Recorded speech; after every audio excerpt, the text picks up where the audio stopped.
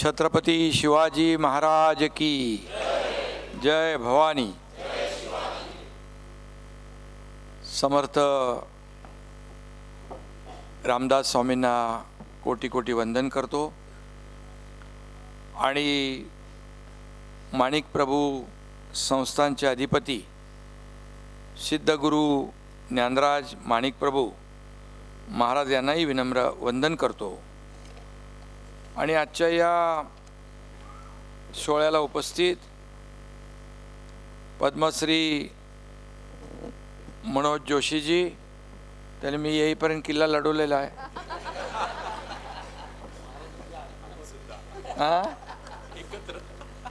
आणि बिलिंजीने पण उद्योगरत्न सिद्धार्थ गाडगीळजी, श्रीमती रचना रानडे, सुप्रसिद्ध फायनान्स इन्फ्लुएन्सर विश्लेषक, तुमचंही स्वागत आहे। अतुल शास्त्री बगरे गुरुजी आहेत, ज्योतिषाचार्य, आपले वेद भविष्याचा सकाळी सकाळी असतं ते। आणि माझ्या कानात पण त्यांनी काय ते सांगितलं मगाशी, चांगलं सांगितलंय।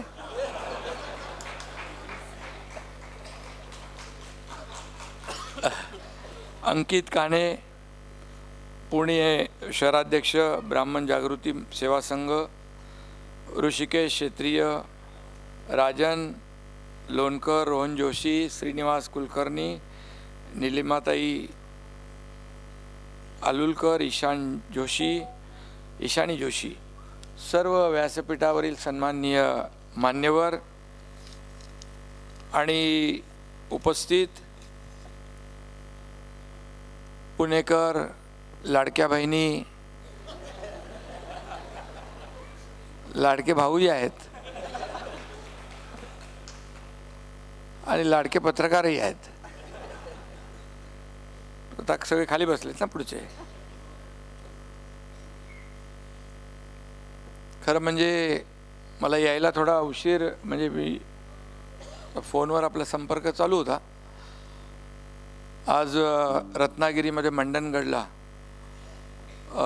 भारताचे सर्वोच्च न्यायालयाचे सरन्यायाधीश भूषण गवई साहेबांच्या शुभ हस्ते कोर्टाचं उद्घाटन होतं आणि त्यामुळे तो कार्यक्रम रत्नागिरीमधला करून मुंबईत येऊन पुन्हा इकडे आलो पुण्यामध्ये। नाही तसं काय रोजचं सुरू आहे, नाही बापरे म्हणाले, पण मी माझं रोजचं चालू आहे। आता इथून मुंबईत पण अनेक ठिकाणी कार्यक्रम आहेत,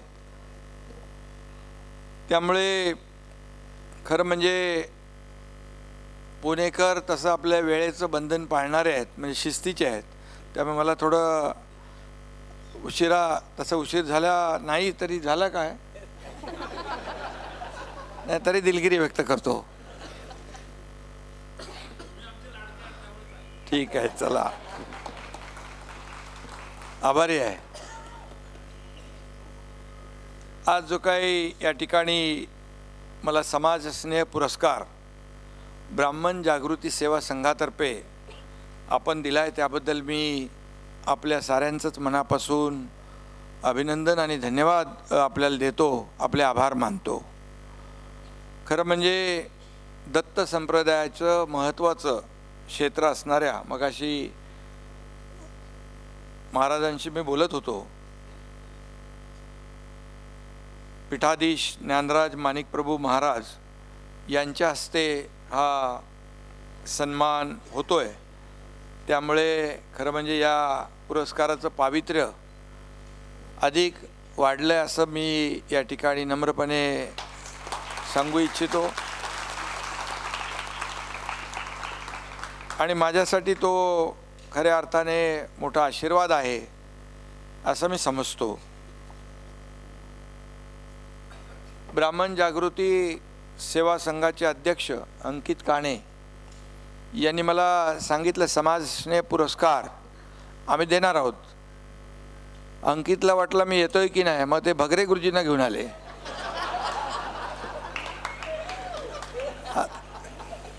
तर भगरे गुरुजी आल्यानंतर वेद भविष्याचा ते घेत असतात. त्यामुळे गडबड नको म्हणून बरोबर पोचूया.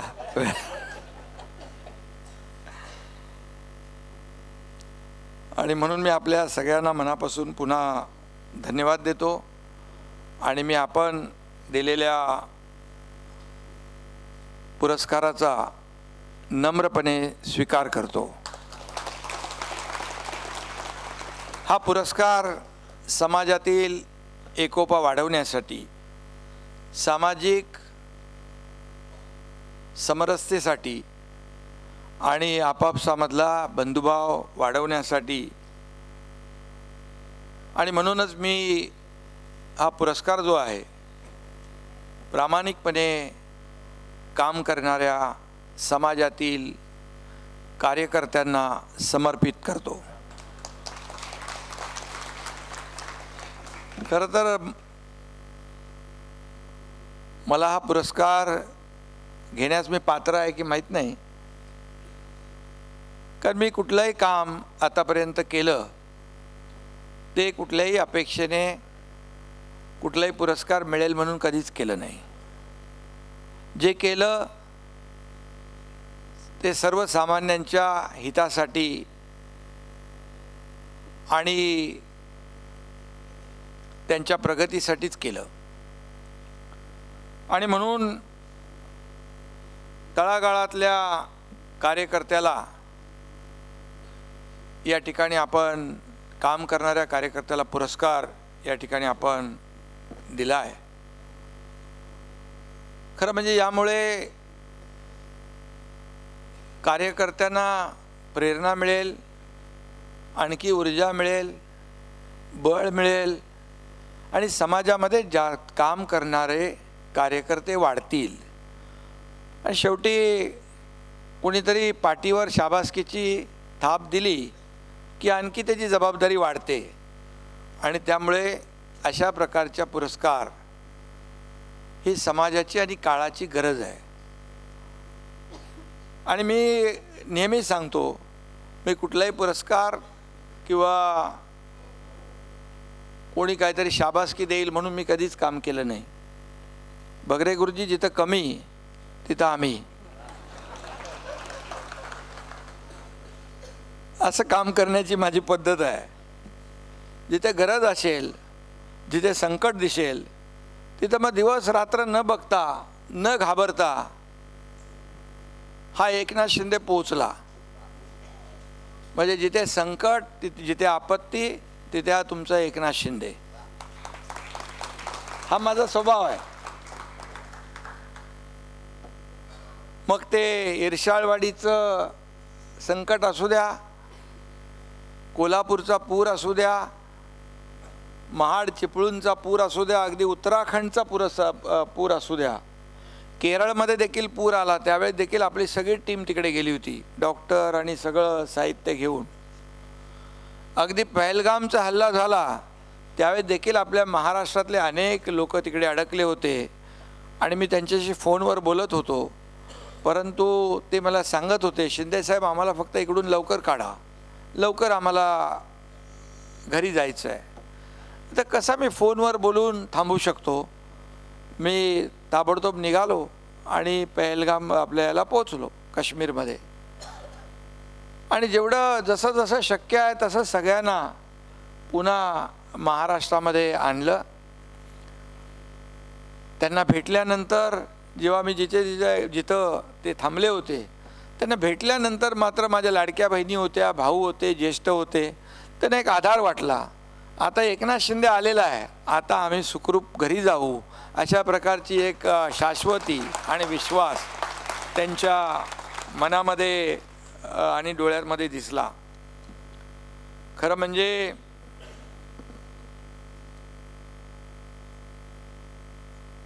मी एक मगाशी सांगितलं, मिलिंदजींनी एक सर्वसामान्य शाखा प्रमुख ते राज्याचा मुख्यमंत्री, हा जो काय प्रवास माझा झाला तो तसा सोपा नव्हता. फार अवघडही होता, कठीणही होता. आणि संघर्षमय होता. एका शेतकऱ्याच्या वारकऱ्याच्या घरात माझा जन्म झाला आणि शेतकरी कुटुंबातून मी आलो. त्यामुळे आपण पाहिलं की जेव्हा जेव्हा संकट आपत्ती आली तेव्हा शेतकऱ्यांच्या पाठीशी उभं राहण्याचं काम आपण केलं. आता देखील मोठं संकट होतं पुराचं, आणि त्याही वेळेस आम्ही सांगितलं की दसरा मेळाव्याला मुंबईमध्ये न येता जिथं पूर परिस्थिती आहे तिथल्या शेतकऱ्यांच्या डोळ्यातले अश्रू पुसण्याचं काम कार्यकर्त्यांनी तिथंच राहून करायचं. त्यांना जे जे काय आवश्यक आहे ते द्यायचं. आणि मी म्हणालो होतो शेतकऱ्यांची दिवाळी काळी होऊ देणार नाही. ते आम्ही प्रामाणिकपणे शब्द पाळला. मुख्यमंत्री देवेंद्रजी, मी, अजितदादा आम्ही मिळून निर्णय घेतला. सगळ्या अटी शर्ती बाजूला ठेवल्या आणि जवळपास तब्बल 32,000 कोटीचं पॅकेज आपण शेतकऱ्यांना घोषित केलं आणि त्याचं वाटपही सुरू झालं आहे. त्यामुळे शेवटी सर्वसामान्यांचं सरकार आपण म्हणतो. त्यामुळे लाडक्या बहिणीची योजना देखील आपण सुरू केली. आणि लोक उलटसुलट आताही सांगत असतात लाडकी बहीण योजना बंद होणार आहे, लाडकी बहीण योजना असं होणार तसं. म्हणून मी सांगतो आता लाडक्या बहिणींचा लाडका भाऊ ही ओळख या एकनाथ शिंदेला महाराष्ट्रात मिळालेली आहे.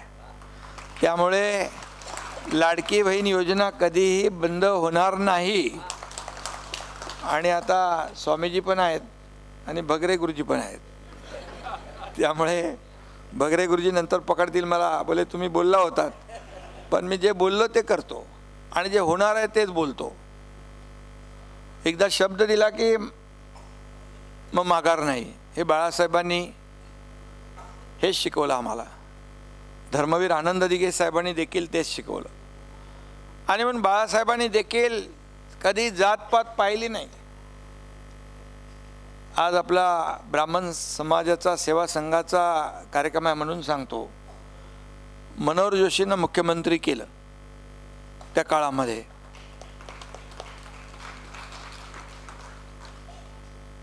त्यामुळे मनोहर जोशी खूप बुद्धिवंत, हुशार आणि मुख्यमंत्री पदाला साजेसा माणूस. आणि मुख्यमंत्री पदाची शान पण त्यांनी वाढवली. ठाण्यामध्ये जेव्हा मला शिवसेना नेता जेव्हा पद मिळालं तेव्हा ठाण्यामध्ये एक कार्यक्रम होता, सत्कार होता माझा. आणि मनोहर जोशी सर मला म्हणाले का भाषणामध्ये त्यांच्या, एकनाथ एक दिवस तू या राज्याचा मुख्यमंत्री होशील. मी त्यांना नंतर भाषण संपल्यावर मी त्यांना म्हणालो, सर का माझी खाट टाकताय? बोले नाही, मी जे बोललोय ते खरं होणार. धर्मवीर आनंद दिघे साहेब 2001ला गेले. आणि आपण जे मगाशी मिलिंदजी सांगितलं की माझ्या कुटुंबावर जे दुःखाचा डोंगर कोसळला तो 2000 साली. आणि त्यातून सावरण्याचं, उभं करण्याचं काम मला दिघे साहेबांनी केलं.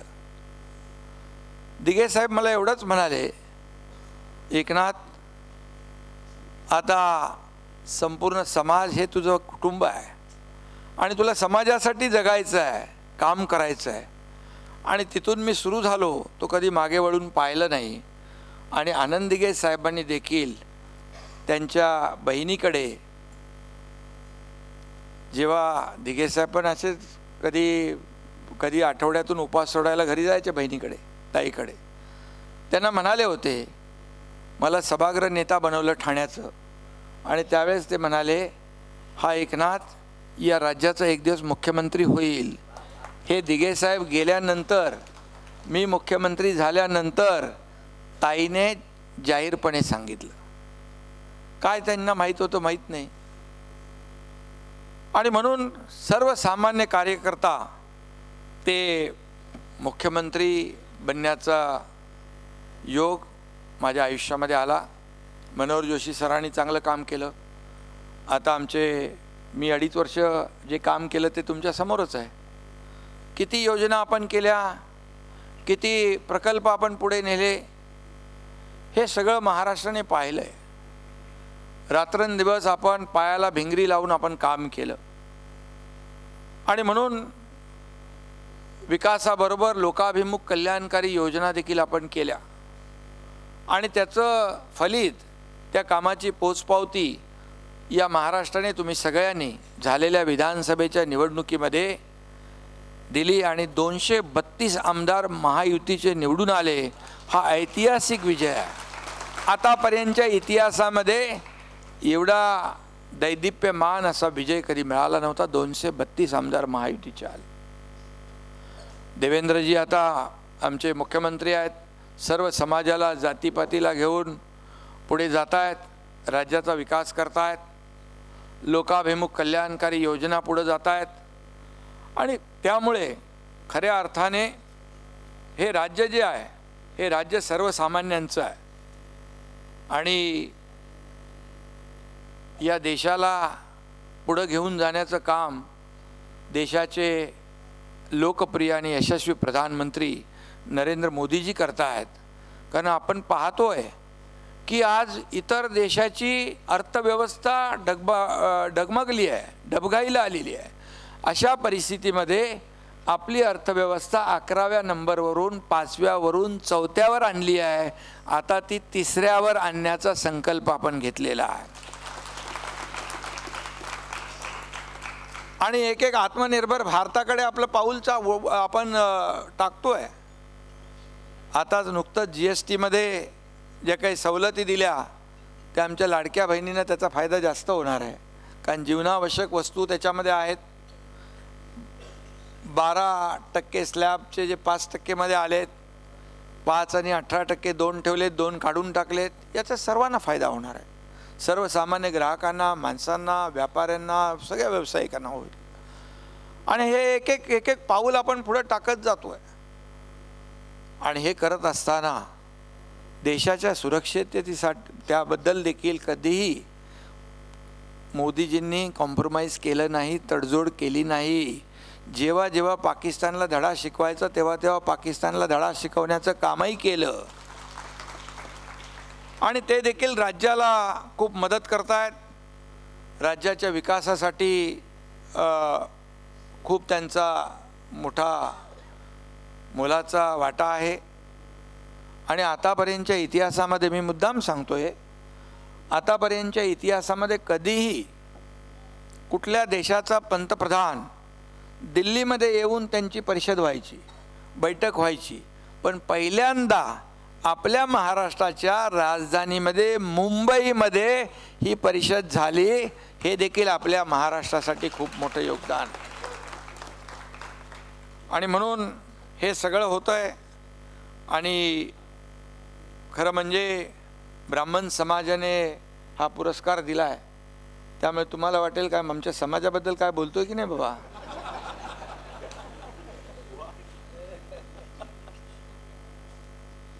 आपल्या समाजाने समाज सुधारणेचं मोठं काम केलेलं आहे आणि खऱ्या अर्थाने अनेक ब्राह्मण समाजातल्या स्वातंत्र्यवीरांनी प्राणांची आहुती दिली आहे आपला देश स्वतंत्र होण्यासाठी, हे आपल्याला स्वातंत्र्य मिळण्यासाठी आणि त्यामुळे त्यांचं योगदान, त्यांचं बलिदान कदापि विसरता येणार नाही. आणि त्याचबरोबर अनेक प्रवचनं आहेत. आता आपले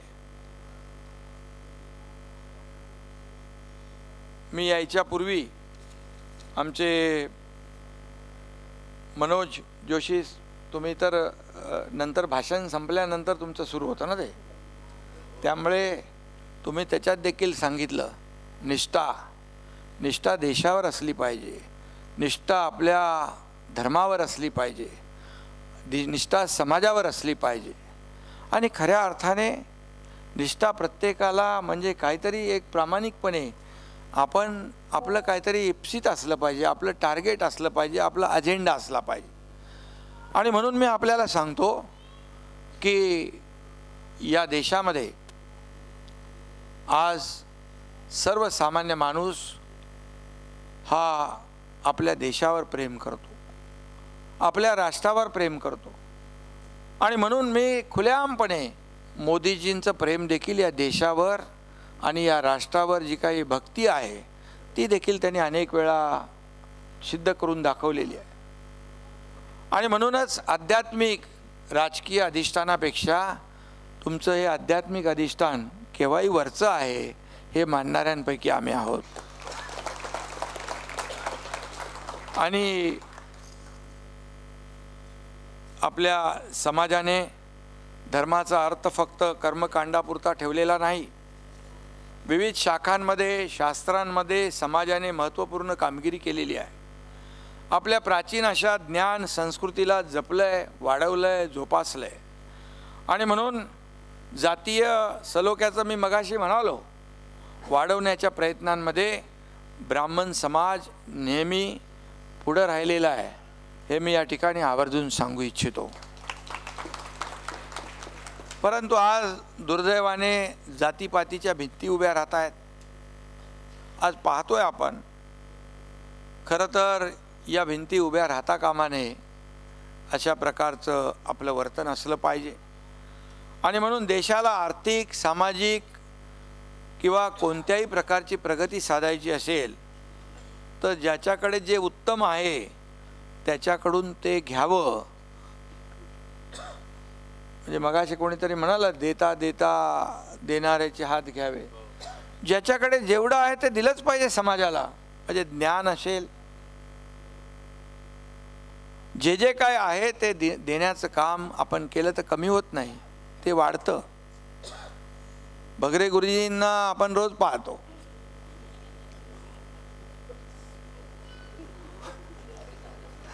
कोणी आता मी ते आता सांगणार नाही.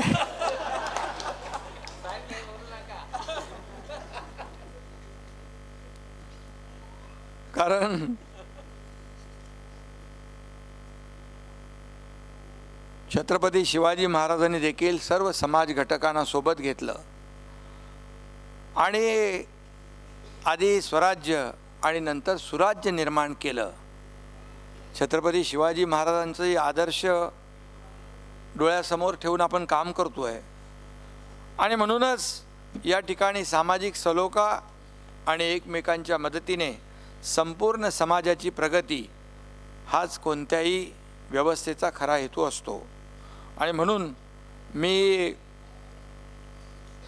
आपल्याला, मला वाटतं आपण एक मंडळ केले ना, मुख्यमंत्री मी असताना परशुराम आर्थिक विकास महामंडळ केलेलं आहे. त्याला आपण चालना देऊया. आणखी काय त्याच्यामध्ये करता येईल तेही करूया. सगळे लोक जसा विचार करतात तशा प्रत्येक समाजामध्ये आर्थिक परिस्थिती कुणाची चांगली असते, कुणाची बेताची असते, कुणाची आणखी कमकुवत असते. या सगळ्या गोष्टी आपल्याला डोळ्यासमोर ठेवून काम केलं पाहिजे. ब्राह्मण जागृती सेवा संघ गेले 11 वर्ष सांस्कृतिक आणि आध्यात्मिक आणि सामाजिक जागृतीचं काम अतिशय प्रामाणिकपणे आणि निष्ठेने करतो आहे. याचा मुद्दाम या ठिकाणी मी उल्लेख करतो. एकत्रीकरण, प्रगती आणि स्वाभिमान असं आपलं ब्रीदवाक्य आहे. हे देखील अभिमानास्पद आहे. याचा देखील गौरव आणि अभिमान प्रत्येकाला वाटला पाहिजे. बदलत्या सामाजिक, आर्थिक आणि जागतिक परिस्थितीमध्ये हे ब्रीदवाक्य केवळ ब्राह्मण समाज नाही तर सगळ्या समाज बांधवांसाठी महत्त्वाचं ठरणार आहे. आणि या संस्थेचे 50,000पेक्षा जास्त सदस्य आहेत. 50,000पेक्षा जास्त सदस्य म्हणजे मोठी फौज आहे. ही साधीसुधी खऱ्या अर्थाने आकडेवारी नाही आहे. संघटनेची ताकद आपण आपल्या समाजाला अधिक बलवान आणि संस्कारक्षम आणि मजबूत करण्यासाठी वापरताय. त्याबद्दल मी आपल्या ब्राह्मण सेवा संघाचं मनापासून मी अभिनंदन करतो. मनापासून आपल्याला शुभेच्छा देतो. खरं म्हणजे या ठिकाणी आपण खऱ्या अर्थाने जो पुरस्कार दिलेला आहे त्या पुरस्कारामुळे या ठिकाणी माझी आणखी जबाबदारी वाढलेली आहे. आणि जे जे काही आपल्या समाजासाठी करता येईल ते नक्की हा एकनाथ शिंदे केल्याशिवाय राहणार नाही असा शब्द आपल्याला देतो। समाजातील आर्थिकदृष्ट्या दुर्बल घटकांना शैक्षणिक व्यावसायिक मदतीसाठी मी म्हणालो मगाशी परशुराम आर्थिक विकास महामंडळाची स्थापना केलेली आहे आपण। मी आपल्याला एकच उदाहरण देऊ इच्छितो। अनेक कामं आपण केली, अनेक आपण निर्णय घेतले, परंतु एका मुलीने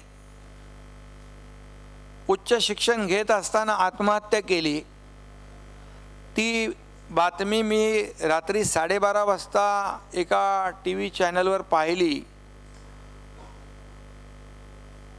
आणि मी मुख्यमंत्री होतो।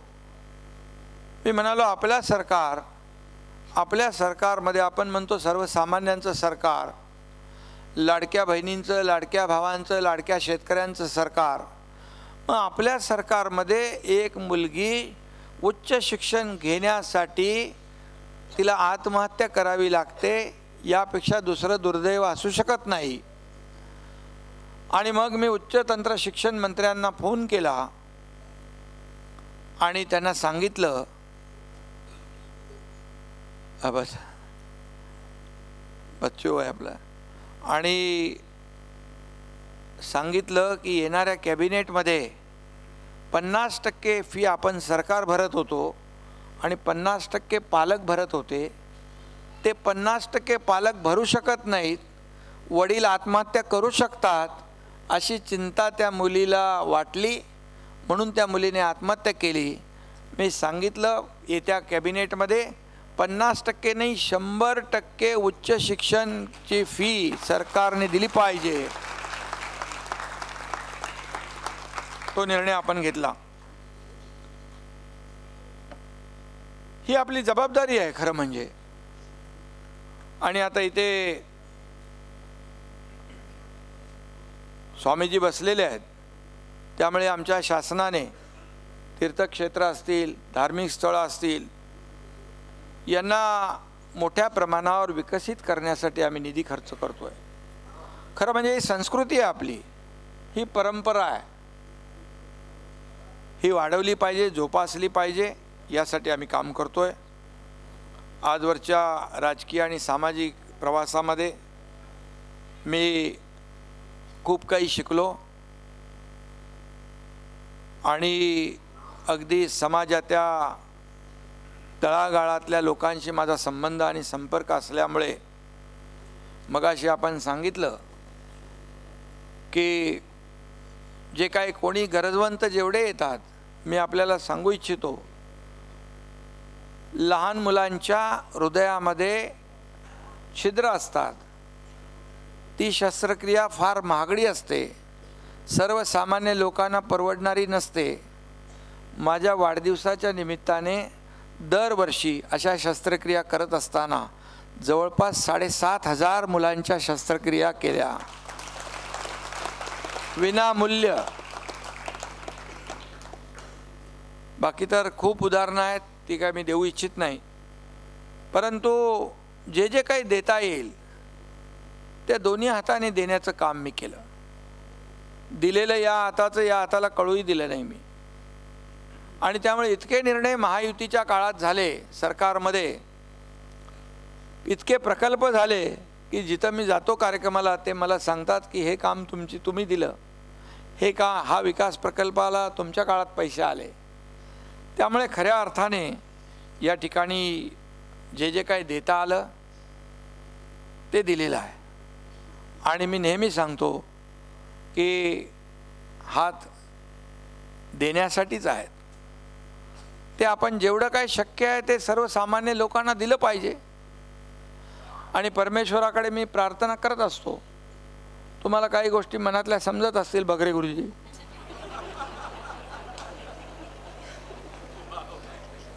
तर मी प्रार्थना करत असतो की माझ्याकडे आलेला माणूस जो काय अडचणी समस्या घेऊन आलेला रिकाम्या हाताने परत जाता कामा नये।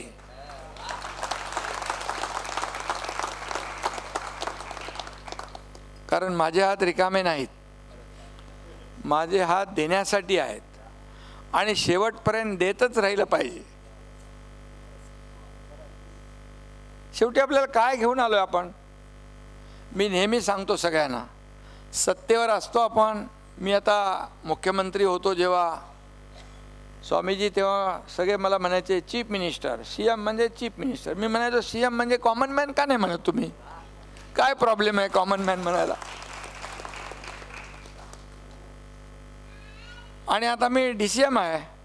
आता मी सांगतो डेडिकेटेड टू कॉमन मॅन. काय प्रॉब्लेम आहे? शेवटी सर्वसामान्य माणूस हा आपला केंद्रबिंदू आहे. पद येतात जातात, पद वर खाली होत असतात. बाळासाहेब सांगायचे आमचे की सत्ता येते, सत्ता जाते, पुन्हा येते, पद येतात जातात, पुन्हा येतात, पण एकदा नाव गेलं की पुन्हा येत नाही. आणि मग तेच कमवायचं आहे. किती प्रॉपर्टी, किती संपत्ती, काय कमवल्यापेक्षा किती माणसं कमवली, किती प्रेम कमवलं हे महत्त्वाचं आहे. आणि त्यामुळेच मला तुम्ही पुरस्कार दिलेला आहे आज. त्याचा मी नम्रपणे स्वीकार केलेला आहे. आणि म्हणून मी युवा गौरव पुरस्कार तुम्हाला मिळाला ना, रचना रानडे आणि मनोज जोशी यांना समाजभूषण, आणखी उद्योगरत्न सिद्धार्थ गाडगीळ. सगळे तरुण एकदम आहात तुम्ही. त्यामुळे खरं म्हणजे अशा युवकांना, तरुणांना अशा प्रकारचे पुरस्कार दिले तर खऱ्या अर्थाने अनेक उद्योजक असे तयार करू शकतील ते, आणि या समाजासाठी त्याचा फायदा होईल. आणि तुम्ही फायनान्स सेक्टरमधल्या म्हणजे अभ्यासकच नाही तर आपल्या ज्ञानाचा फायदा ते सर्वसामान्यांना मिळवून देतात. तुमचं काय ते येतं वाटतं ते यूट्यूबला? हां, मला वेळ नसला तरी कधीतरी असं बघतो मी म्हणजे. आणि मनोज जोशी तर आपले अष्टपैलू आहेत. उत्तम टायमिंग असलेले साधणारे अभिनेते यांचंही मी मनापासून अभिनंदन करतो. आणि सगळ्यांचं मनापासून अभिनंदन करत असताना आता आपली तुमच्याबरोबर मी आहे म्हणजे आपली जबाबदारी आता वाढलेली आहे. आता आणखी जोरात द्यायला लागेल.